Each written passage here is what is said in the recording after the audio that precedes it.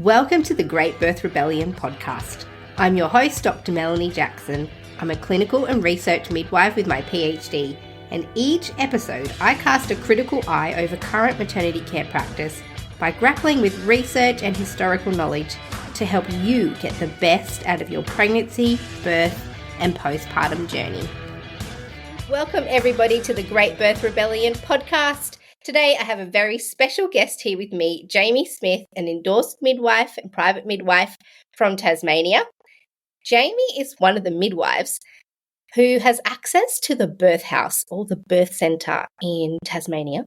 And Jamie's presented this similar, what we're going to talk about today, at multiple conferences regarding the birth stats for the birth house. But Jamie tells me that the one thing that everybody asks her when she does this presentation is how can they set up a birth house similar to the one that Jamie works at. So we're going to cover that because that's what you were all going to be thinking at the end. It's amazing. How can I do it? And so Jamie, as I said, is a private endorsed midwife. She was also one of the very first midwives who ever allowed me to mentor her into private practice. She was already a private midwife when she joined my mentorship program. But Jamie has thrived in private practice so much so that I have now invited her to be a mentor to other midwives in my mentorship program. Jamie is also a mum to 4 grown children. Welcome, Jamie. Thanks, Mel. It's lovely to be here. Awesome. So we're going to kick off with the very first question that I'm sure people will have is what is the birth house? And then how can they make one themselves? Yeah, amazing. Well, it's called the Launceston Birth Centre officially, but every time I say birth centre, just think birth house because it's like an Airbnb for birthing. It's not an official medical centre or midwifery centre. It's a home away from home for birthing. And it's the oldest independent birth house in all of Australia. We've been going for 41 years now. It came about right back in the early 80s when I was a baby. So obviously I'm just letting you know what I've been told. I wasn't part of it back then. I've been a part of it for about 5 years. And what happened was a group of local women got together and started lobbying in 1981, I believe, for a house or some sort of birth centre where women could birth outside of the hospital. They'd noticed that there was a significant increase in home births in northern Tassie at the time, and that had come to the attention of midwives and the local medical board, and I guess they were concerned that some of these home births were free births and that there wasn't someone like a midwife or a doctor supporting these women. And so it started this big kind of campaign of lobbying and just really grassroots level. Women wanted better choices. They wanted to be able to choose their own midwife. They wanted to be able to choose their own place of birth. And I believe they spoke on radios and were in newspapers, and it was quite a movement. It took about 2 years of lobbying to establish the birth house. So it opened in 1983 officially, and there was 1 baby born that year. There were 4 babies born the next year, 18 babies born the next year, and then 30 the year after that. And that would probably have been the average. A few significant things I want to highlight for people just from that story is that change takes time, that it's usually grassroots, it's usually volunteers, often it's consumers to bring about change. And then it takes years again after that to see the fruit of all of that hard work. So if anybody's listening to this and thinking, how do I help with this kind of change? Just have a look at that timeline where they lobbied for 2 years and then had 1 birth in the first year. Like,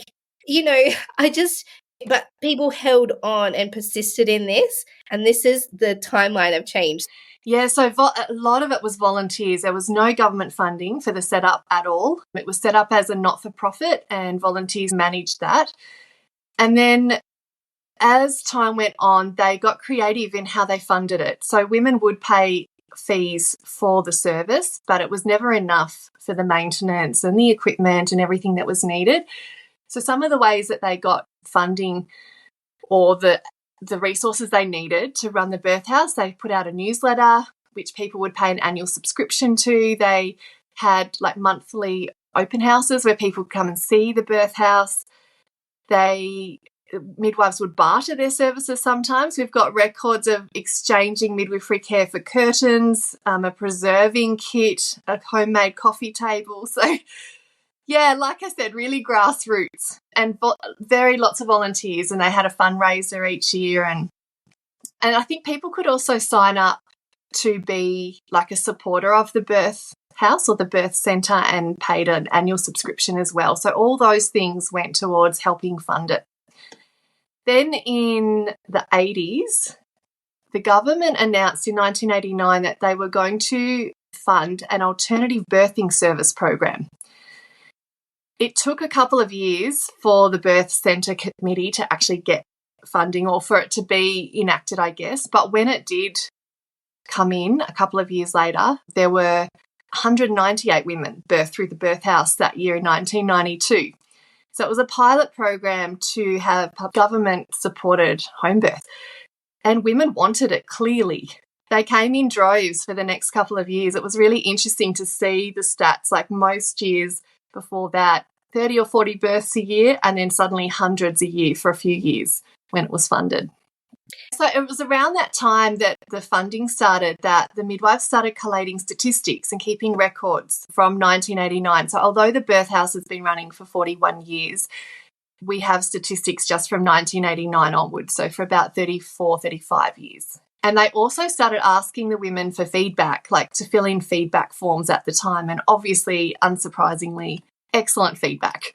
Women really were loving this service and wanted it. But then the funding stopped after 2 or 3 years, and then suddenly a sharp decline in women birthing through the birth house again because it just became less affordable for all the women that wanted to do it. Can you tell us about the building itself? Yeah. Because initially, not a lot of money. So it's not like somebody bought a house and then started using it. No. They come to be able to use that space, which is opposite the hospital. Yeah, it's just a house on the hill across the hospital. When they started, they actually opened the birth centre in the matron's flat, like the old nursing accommodation. And back then, the Launceston General Hospital had a separate site for the maternity service. So that was in a different location to the General Hospital, and there was accommodation there. And so that's where they started. And it was interesting because back then midwives could work at the birth centre as long as a doctor was willing to put up their hand and say, I'll back you up, essentially. So I noted when I was doing the research that doctors would come in sometimes and suture women or assist with births if they needed obstetric care. And then over time they moved locations a couple more times, and because of this long-standing collaborative sort of relationship with the local hospital and doctors, somehow we ended up just keeping on being able to use hospital buildings even though it's a completely private birth house and run independently. So the house we're using at the moment is also still, if you like, doctors or nurses accommodation that belongs to the Department of Health. And we've had a long-standing lease, for 41 years that we're able to use that building, which is an incredible resource. And that's what makes this so unique. Not everyone is going to have access to something like that. Well, that's right, because it would require, so that takes out a massive investment cost. So if somebody was to do this model or try and replicate this model, I'm imagining that the easiest way logistically would be to buy a house and then lease out the rooms for use. You guys have managed to kind of, one day I called it sort of, you've managed to get squatters' rights to these like venues in order to get this type of work. Yeah, so the agreement is that the birth house now is run by a committee of volunteers and they manage the house, and some of them are retired midwives that worked for many, many years at the birth centre. And so their responsibility is to maintain and run the inside of the house and pay all the bills, so insurance, power, laundry, cleaning, those sorts of things. But the Department of Health has to maintain the outside of the building. So there's still a collaborative relationship there, and there's a lease agreement in place for our ongoing use of that, which is amazing. So it's important. So in order to fund that part that the committee manages, Yeah. the midwives who use the house pay a fee. Yes, to use the house. correct. That's right. So I incorporate it when I'm letting women know my fees. I package them, and so what I pay the committee to use the house is already part of what the women pay me, and then I pay that on. And like I said, it's a not-for-profit. What I'm paying isn't still enough to keep the house running, and so we still have a fundraiser every single year. We go somewhere and have a beautiful dinner, and anyone in the community who's been part of the birth house or wants to be part of it can come to the dinner, and we have a silent auction of donated items, and that helps keep the building running. So we needed a new lounge, like a new couch, which is where I do all my antenatal appointments. The other one was falling apart, and we got a beautiful couch out of the fundraising from last year. I think the year before it was a new air conditioning unit that we needed for one of the bedrooms. So yeah, it's still very much a community supported place for birthing. Are there any other midwives using the birth house at the moment? No, so it's just been me for the last 3 or more years. Other private midwives can, they just need to contact the committee and have an agreement in place. Occasionally there's an endorsed midwife on the northwest coast of Tassie, which is 1 to 2 hours away. Sometimes she has clients that are closer here or want to birth nearer the hospital here, and they will come and use the birth centre. And occasionally midwives from Hobart, the private midwives down there, which is 2 hours south, will come and use it. But mostly it's just me. Yeah. So after the 90s, when the funding stopped, really numbers have been up and down over the years. It depends. Sometimes we've had 8 midwives working through the birth house at a time, sometimes just 1, sometimes none. So when all the government changes came in to do with private midwifery, I think around 2010, it became much more difficult to find midwives who were able to work in the birth house.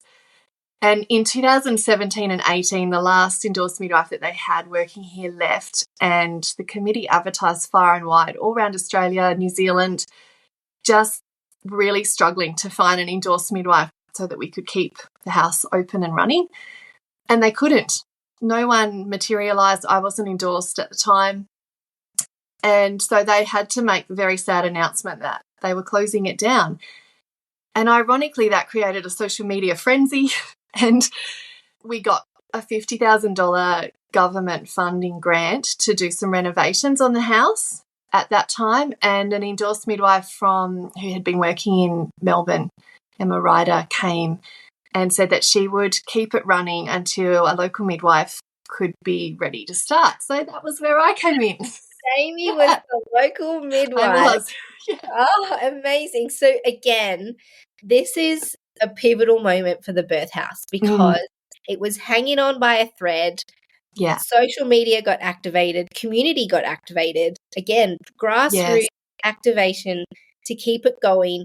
And then a few heroes, a lot in the background, but, just took one additional midwife to take it up, to keep it going. And then the baton got passed to you eventually. Yeah. And I'm sure that hopefully if anyone's listening to this podcast, the birth house is an absolute 100% option. And Jamie can guarantee you enough work to keep you in a full-time job as an endorsed midwife in Tasmania at the birth house. This could be your sign from the universe of what to do next. It was a really great place to start private practice, I have to say. Like being close to a backup hospital that is really supportive. Like the history that the birth house has with the Launceston General Hospital has had its ups and downs, but we have a great working relationship now. And so it's a really lovely way to start private practice. The GPs, many GPs refer to me. Private obstetricians here have done shared care with me in the hospital. Paediatricians, obstetricians have always made themselves available to me when I want to collaborate. So I worked with Emma for about 18 months. I wasn't endorsed, like I said at the time, but I treated that like an apprenticeship. I went to every single appointment, all her births, the whole length. So that's not how normal second midwives usually operate, but I just absorbed everything I could. It was a really intense, crazy, but amazing time. And then Emma left, I got my endorsement, and I started. So yeah, that's kind of what brought me to where I am today. And I guess it was during that time, I I don't know if you've ever been to historical sites, and you just have this sense of, wow, like I wish these walls could talk to me. What would they tell me if they could tell the stories of what they've witnessed and seen? And I really had this sense of, this is sacred ground.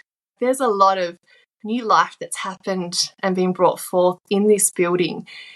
And I wished I could ask the walls to tell me their stories and what they'd seen. And that was kind of what led me into the whole statistics, because one of the retired midwives on the committee had said to me in passing that there were all those stat forms in the filing cabinets and they were hoping one day someone would collate them. And that just grew for me. I noted that they used to use pages, the midwives, when they were on call before mobile phones came in. Pages, of course. Yeah, that was kind of cool. And then there's notes about when, like in 1999, the first 24-hour petrol station opened and the impact that had on midwives. And that's the same year that mobile phones came in. So it's just been fascinating to dig into the background of midwives in private practice.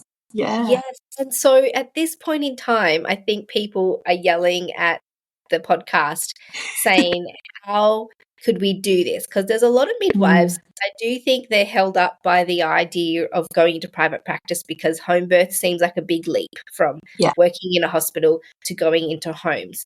This is a bit of an intermediate entry into that kind of work life because it's opposite the hospital. As you said, there's a supportive medical system behind you where it's kind of a little bit the best of both worlds. Yeah. And some women don't want to birth at their homes either. They find it more comforting to go somewhere to a venue, and the added kind of bonus for them of it being opposite a hospital with a private midwife. So it can be really attractive.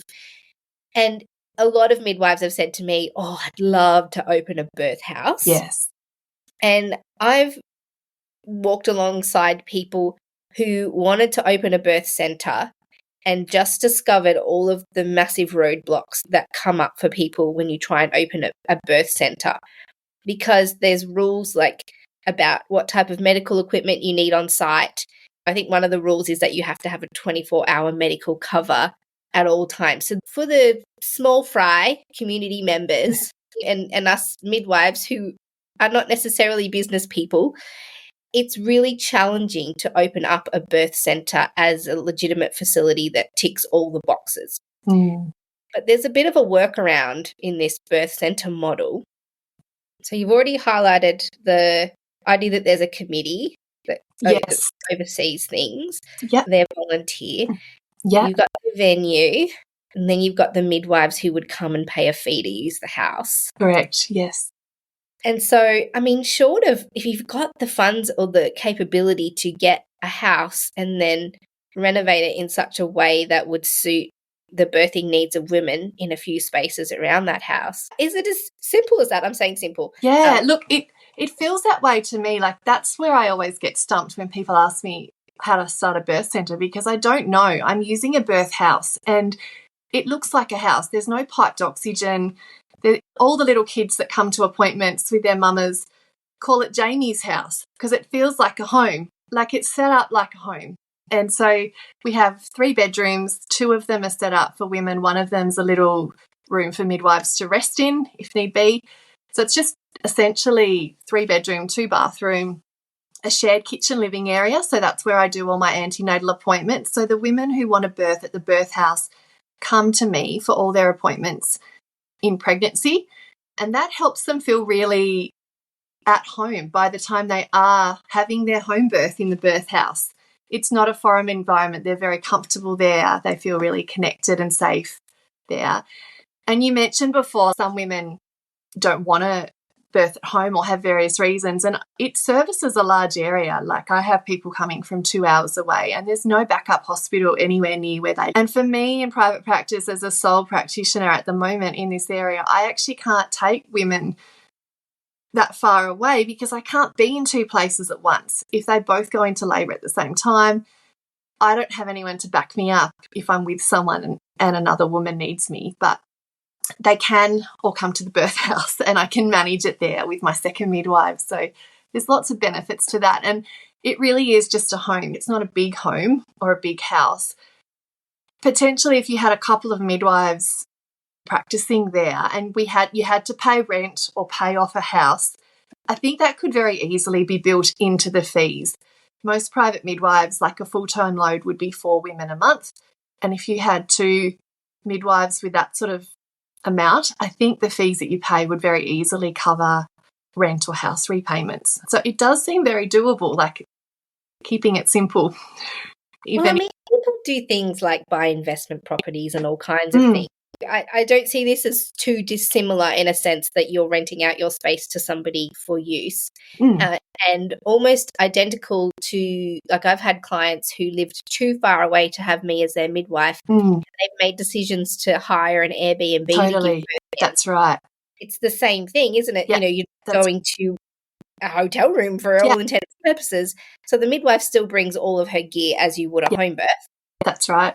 It's just in a different room. Yeah, and probably like half our women have birthed through the birth house when I was looking at the stats, and about half have birthed in their own home. So they're all home births, but people pick and choose depending on what suits them best. And so, all our equipment is still very portable for that reason. And their birth is still recorded as a home birth. Yeah, it's a home birth. Yep, that's exactly right. Yeah, so they did have a home birth, even though it wasn't in their home. Exactly. Yeah. Okay. Beautiful. There are so many people's brains who are pinging right now. Good. And every time they drive past a for sale sign on a house, they're wondering, oh, could I use that as a birth house? Yeah. Yeah. And you guys use inflatable pools, or are they? I do. Actually, they must have done this before I started working there, but the 2 bathrooms have very large baths, very large, deep baths. So the women used to birth in the baths. But when I started, I like the pools because they're softer for women to kneel on, and I put fairy lights in them and make them all pretty and cozy them up in the bedroom. So, but that's still an option. They've got ginormous baths if they want to use the inbuilt ones. Gorgeous. So a really community and midwifery-led initiative with the support of medical care when needed. And so they kept these beautiful stats of all of the women who gave birth through the birth house. Do we know how many women have given birth through the birth house? Yeah, so the stats I have is about 1,300-ish. So, we're not talking huge numbers, but it's the longevity of it and the history of it over time, and that sort of time period has been really valuable. So, it averages out to about 40 a year, because some years we've only had 1 midwife, which is a kind of a full-time load, and then some years way less when we didn't have a midwife, and then in the 90s, hundreds a year. The local birth rate, just to give you some perspective, is about 1,500 to 1,600 babies born in Launceston each year. So when we were getting 200 of those through the birth centre, that was an eighth of all the babies coming through us, which is pretty amazing when it was funded. Yeah.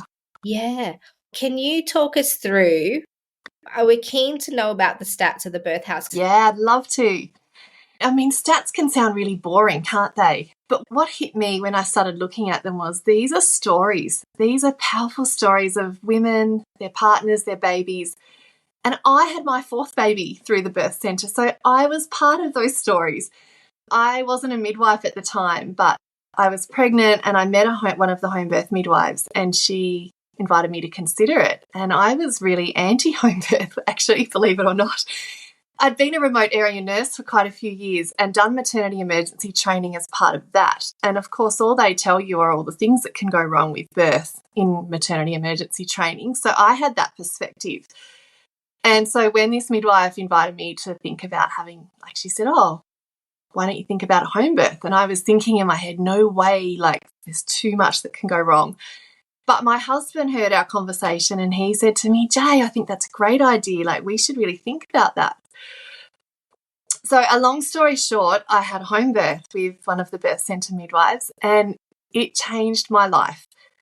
I just had, and it wasn't even the most beautiful birth. I've been at really beautiful births as a midwife, and mine wasn't that beautiful. We didn't get the pool filled in time, and so I didn't get to birth in the water, but my kids were there and my husband was there. But my overall sense was, I am amazing. Look what I just did. And that's what led me to want to be a midwife and support other women. And so I did my time in the hospital And the biggest thing I learned from that was not everyone wants a home birth, and it's not right for everyone. And being a midwife is about being with women. It's not imposing on them what I think they should have, but working out what is it that they want. So that was a great lesson for me coming into this. And so the stats really show such a wide range of midwives supporting women with all different circumstances and situations. And they're not all, the most beautiful, sparkly fairy light water births. That's not what the stats show. This is reality, but they're beautiful stories. For example, let's look at the caesarean rate, because we know our national caesarean rate at the moment is around 37-38%. What does that, straight up when you think of a stat, what does that say to you, to a woman who's newly pregnant? It tells her that a third or more of women need to birth via caesarean birth. What does that do to her confidence, her sense of own physiology, her body, when you hear a statistic like that? And I know some women absolutely need to have caesarean births. But the birth centre caesarean rate is 5.1%. 5.1%. Yeah. So just let's digest that just by moving women across the road and caring for them in a different space than the hospital. I wanted to be careful with this data because I know that comparing national stats to small-scale, low-risk models of care isn't really fair. And I thought comparing 34 years of caesarean rate data compared to just this year, or 2021, the Australian Mother and Baby report came out. So what I did is I went back and got all the national caesarean rates over the same period of time and averaged it out. So when I averaged it out over the same period of time, it was 27%. So that's the average for national, and then I averaged birth centres, came out as 5.1. It's still a lot better having 5.1. It's way lower than what the World Health Organization recommendations are of about 10%, I believe. So obviously with this increase in caesarean births, we're going to have a lot more women considering vaginal birth after caesarean, or VBAC. So I can tell you what our VBAC rates are. 78% of women who are having or wanting a VBAC through the birth centre are having a VBAC, and 22% are having repeat caesareans even though they were hoping for a VBAC. If you look at research for women who are planning a VBAC, the likelihood is around 78 to 85%. But that, if you go to a hospital, the current national statistic is 17%. Yeah. Is that what you had? Yeah, what I could find was, obviously Hazel Keedle's way more all over this, but 12 to 14% of women who've had previous caesarean births nationally are planning a VBAC. But that's because many of them don't even feel they have the option. They're not supported to plan for that, and that's the problem. So that will skew the results. But yes, obviously when a woman comes to me, we're able to present all those options to her and find out what she wants. And so that's where I'd love to tell you a story, because I had a woman that fell into the 22% recently who really, really wanted a VBAC birth. So she had her first birth as a caesarean birth and felt very traumatised by that. So she came to me fairly late in her pregnancy and let me know what had happened, where they were at. Her and her partner were both feeling very traumatised and really wanted a different outcome. They'd already hired a great doula who was working with them, and it was the doula that said to me, "Have you got room for them? Can you squeeze them in, please?" And I really love this doula, so I was like, let me see what I can do. And it worked out well. Obviously, I don't guarantee that someone can have a VBAC. We don't know what's going to happen, but that's what we tried for. And she laboured beautifully. But over time, it became very clear to me that this baby was likely to need some obstetric help out.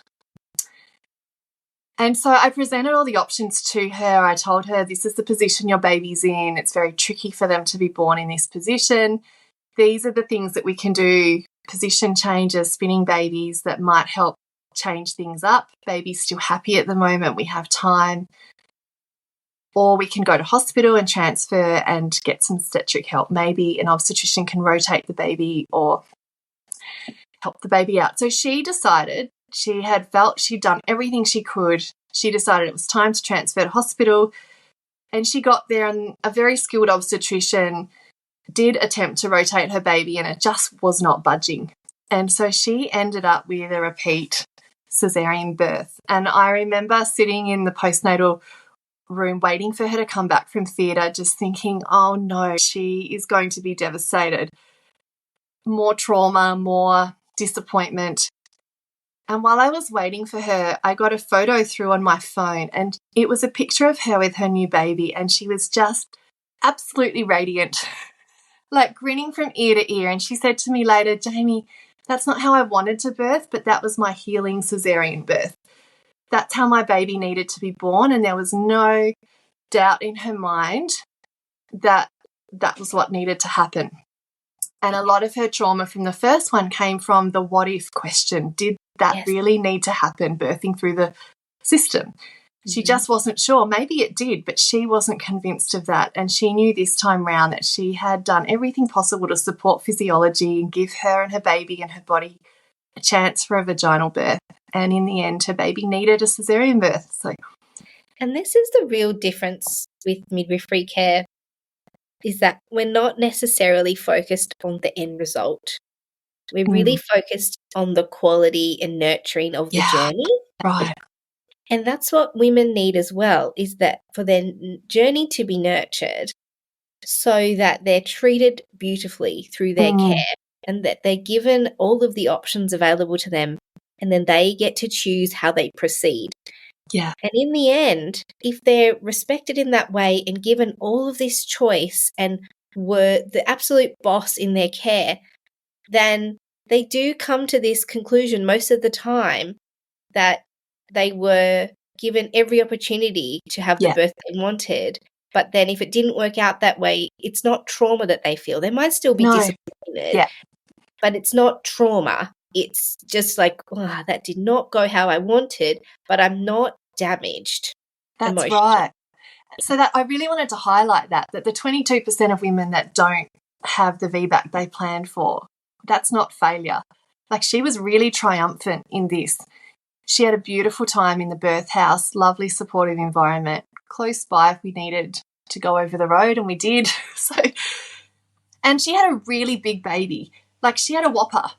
And I guess that kind of leads me into another statistic that I discovered, that we have 5.1% of babies at the birth centre are also over 4.5 kilos, so considered a big baby. And the national statistic is a bit less than 2%, I believe. So, well, got to think that we are currently inducing lots of people before they're due, which does create smaller babies. So this could simply be a result of women going full term, potentially. Yeah, well, that's what I noticed, because we are having longer gestations. 33% of babies born at the birth centre are born after 41 weeks, because I'm not inducing women. I think our induction rate is about 2.4%, and that's because women have needed that for some reason. I take them to hospital for that induction. So that was fascinating. Yeah, so 24% of babies came after 41 weeks or 41 weeks. 8% came at 42 weeks plus, and then 1% came at 43 weeks. So that 42 weeks, that is interesting too, because I had a look at mine not long ago, and it was about 10% of my client load ended up either like on 42 or beyond 42 weeks gestation. The stats on 42 weeks in mainstream literature say less than 1% of babies will be born after 42 weeks. Yeah. But that's because everybody else is induced. No one's theoretically allowed to even test how long they'll go for. So I think that's quite a more accurate number of. And that's so powerful, isn't it? Because we've lost the ability to collect that data through the national data collection, because not many women are being allowed, for want of a better word, to go to their normal gestation. I've had 2 women have 2 babies with me in the last few years, and one of them went to 42 weeks and 2 days for both babies, and the other one went to 42 weeks and 3 days for both babies. Babies were born with vernix. They weren't overdue. They were just perfectly when they were meant to come. They came when they were meant to. So, yeah, like, of course, if we're having longer gestations, we are going to have bigger babies, but women are birthing them. So bigger babies, but less inductions, 2.2%. The current national stat sits somewhere between 40 and 50% of women are either being induced or augmented in their labours. Yeah, so the induction rate I noticed was 33%, and our women going after 41 weeks was 33%. It matched exactly. That's not including the augmentation, but whoa. Yeah, so there you go. Okay. Babies are clever. They know when they need to come. And I guess I wanted to just say one of the justifications for induction is that people are afraid that their placenta will give up. I know you've spoken on this in other podcasts, worried about stillbirth. I looked for that in our data as well. We had 1 term stillbirth in that whole 34 years and 2 at 24 weeks. So really, like you were saying, there aren't worse outcomes. Like that's way below the national average, and we're not having worse outcomes for letting women go into spontaneous labour. We're having better outcomes. Well, and we know that the best prevention for stillbirth is continuity of midwifery care. Like that's documented in research. There's all these fancy things that we're trying to intervene and prevent stillbirths, and wouldn't it be amazing if no woman ever had to experience stillbirth? That's what we're all working towards and hoping for. But the most effective way to reduce the number of babies who are stillborn is to provide continuity of midwifery care. So it's a testament to that even if women are going beyond 42 weeks, still the care of midwife is preventative. So that was amongst 1,300 babies. Yeah, that's right. And so bigger babies, longer gestations, but way less perineal trauma. Like you would think that would then correlate, okay, we're having bigger babies, women are going to have more perineal damage, but I didn't find that at all. Like I noticed that first degree tears were about the same as the national one. So that's for people that are maybe not midwives or not sure. First degree is just the mildest form of tear. Sometimes you suture them, sometimes you don't. So that was about 20%, and that was very similar to the national rates of first degree tears. But when it came to more severe tears like second and third degrees, very different. So our rate of second degree tears was 9%, and the national rate is about 32%. And third degree tears, our rate was less than 1%, and the national rate is about 3%. And then episiotomies, our rate was 2.5% compared to national, which was 25%. But I noticed back in the 80s, we were doing episiotomies at the birth centre. It must have been part of midwifery practice back then to offer that more commonly than, like I've never needed to do one. So, yeah. It's possible that those early days contribute a lot of numbers to those. That's right. That's what I'm saying. Yeah. Yeah, right. Yeah, I imagine there was a time where a lot of women used to get them routinely at one point in history. So I wonder if that correlates with that. But still, compared to 25%, 2.2 is exceptional. Yeah. On the perineal trauma too, one of my women was having her third baby with us. Actually, I was second midwife for her, and the primary midwife was caring for her. But her first 2 babies were at the hospital, and she had third degree tears with both of them. And then her third baby was with us, and having a beautiful water birth, same partner, same genetics, same size baby actually. They were all very similar in size, and she just came out with a graze. So the environment matters. Maybe the water birth helped. Our water birth rates have gone up significantly. Hardly anyone was having water births in the 80s. In the 90s, a few more, and now I'd say probably 80%-ish of my women are birthing in the water. Yeah, what else can I tell you? So normal vaginal birth rate, 84% of women are having home births. Normal vaginal birth rate is about 95%, obviously, if 5% are caesareans. But, nationally, only 41% of women are going into spontaneous labour. That is just so sad. So if 85% are having home births, Yeah. 95% are having vaginal births. That would make your transfer rate about 15%. Yeah, 16%. Exactly Yeah. right. And of the women that transfer, so 5% of those, like I mentioned, have cesarean births. 4% have needed instrumental births, so ventouse or forceps assistance. But 7% of the ones that have transferred in have still had what's considered a normal vaginal birth without instrumental support. Yeah. Yeah, because not every transfer, and this is the same for any home birth practice, not every transfer is an emergency transfer. There are the occasional ones where you are going in an ambulance with lights and sirens and we have an actual emergency, but they're quite rare. Yeah. Most transfers are actually precautionary where, Right. you know, things are mounting and we're identifying potential complications and we're doing a precautionary transfer, because if the worst case scenario occurs, we want to be somewhere with medical care, which is why it doesn't always actually end up in a cesarean or surgical birth or forceps or vacuum. Yeah, so that's sort of an overview. I'm not sure if there's anything else you're interested in. Well, I guess my question is, so now we're presented with a collection of statistics that are significantly less intervention than what women are going to experience in a hospital. So immediately people are thinking, well, if they're not intervening, then there's probably way more complications that aren't being managed properly, and therefore lots more babies and women who are suffering poor outcomes. And I assume that most of the women who gave birth in the birth centre would be having physiological placental birth without medicine. Yeah. Do you know what the postpartum hemorrhage or postpartum loss rates are? Yes, so postpartum hemorrhage rate was about 6.5%. And that is if we use the definition of a PPH is over 500 mils. But most of those women did not get transferred for a PPH because we look at the woman, not just the volume of blood she lost. And so if women are feeling well and are well, we don't always have to transfer for that. The average estimated blood loss was 285 mil. So for people playing at home, there's some research which suggests that there's a definition of postpartum hemorrhage is 500 mils, but actually more realistically in terms of the well-being of women, they usually aren't affected by a 500 mil blood loss. It depends. Some women are affected by 200 mil blood loss.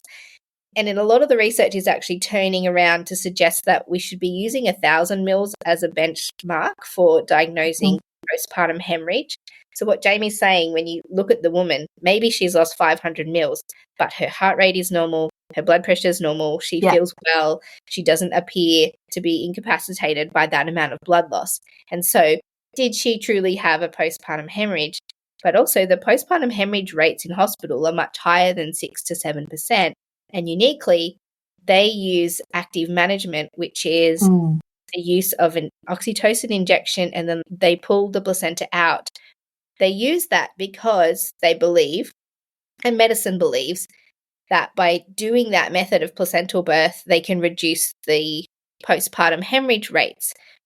And there's a whole episode on postpartum hemorrhage in the podcast, and we have a look at the research. And it does seem to lean towards, you know, if you favour a physiological placental birth in a supportive environment, it's an effective way to manage postpartum hemorrhage, which seems to be what's happened at the birth house, and not forgetting that it's midwives who are supervising these births. So we have medication to stop postpartum hemorrhage. That's right. Yeah, when Jamie says, you know, we don't have to transfer, that's because we've identified the postpartum hemorrhage, managed it within the birth house, and we just carry on with care because it's managed. There's no need for any additional care. So of the women that transferred, like the 16%, 1.8% transferred for either PPH or retained placenta. So it's a very small number. Yeah, because that's what people do worry about. They're like, oh, if I don't go to hospital, then bleeding is a really big risk. But your stats are showing that they're actually less likely to bleed at the birth house than they will. Yeah, we just don't see it very often. Yeah. And you aren't using the same techniques as the hospital. That's but right. still using the same treatments for postpartum hemorrhage, but not the same technique for placental birth. Yes, right. Good. It's not very many. No, yeah. Interestingly, exactly 50% were boys and 50% were girls. Whoa. That just landed exactly the numbers. That was Imagine interesting. if all of the boys and girls got together and had more birth center babies. I know. It's incredible. So I wanted to invite Jamie onto the podcast today to just highlight that change in maternity care and great outcomes can be achieved with some really grassroots and basic ideas, and that this is not out of our reach. If you've got a little bit of cash to start up a business and buy a house, so tip for young players, if you're thinking that's it, this is what I'm going to do now, this is my life's purpose, be sure before you buy anything that you can actually use it for a place of business. Check with the council how it's zoned. Jamie, did you have any more exciting tidbits about the birth house that maybe we haven't yet covered? I just think it's an incredible resource, and I just feel so grateful that I've got to set up practice in it. And women are really wanting this. I don't even have a website yet. The birth centre does. So if you would like to see some pictures and see a little bit more, that's on the Launceston Birth Centre website, and my contact details are on there. We really do need more midwives. I'm working with some local midwives who are preparing, but they're not ready yet. So I have 60 women on a wait list at the moment. Yes, for client. That's right. Without advertising ever. So Jamie, what Jamie's saying, she hasn't even put a website together, mostly because she's been so busy caring for women. So this is not a dwindling service. Women want this service. And so if you're a private or endorsed midwife keen to get into private practice, there is a glowing opportunity here. Jamie, I feel like you're going to be inundated with people now. We'll see. But I will make sure that all the details are every podcast episode that we make, I send out an email and a resource page for everything that we spoke about on the podcast. So anybody who's on the mailing list for the podcast can get all of this information. If you want to contact Jamie and see how you can either be a part of the birth house or lighten her load in some way and find all the information, you will find it in that mail out and in the resource folder. Yeah, so I'm spending my time, I realise I need to replicate myself. So I'm spending this next season focusing on supporting midwives to start, as I was given beautiful support when I started. So, you don't have to do it alone. We need a team. So I'm hoping to grow a lovely little team of midwives here, because this is what women want. And we have a beautiful house and a supportive hospital and maternity care network in Launceston. Absolutely. Yeah. Amazing. And so, as I said, Jamie's also a mentor with the Launch Yourself into Private Practice Midwifery mentorship, which opens once a year. We mentor 30 to 50 midwives a year through that mentorship program. And all the details will be in the show notes for all these things. Thank you so much, Jamie. Everybody listening is just buzzing and wondering how they could do this. It's doable. Thanks, everyone. To get free access to all the research that's used to create each podcast episode, you can join the mailing list at melaniethemidwife.com, or you can join our members hub and financially support the work of this podcast. In the hub, you can ask me questions, and premium members get access to a monthly Q&A episode where I answer listener questions. You'll also get episode transcripts and additional resources for each podcast episode. All the details are in the show notes.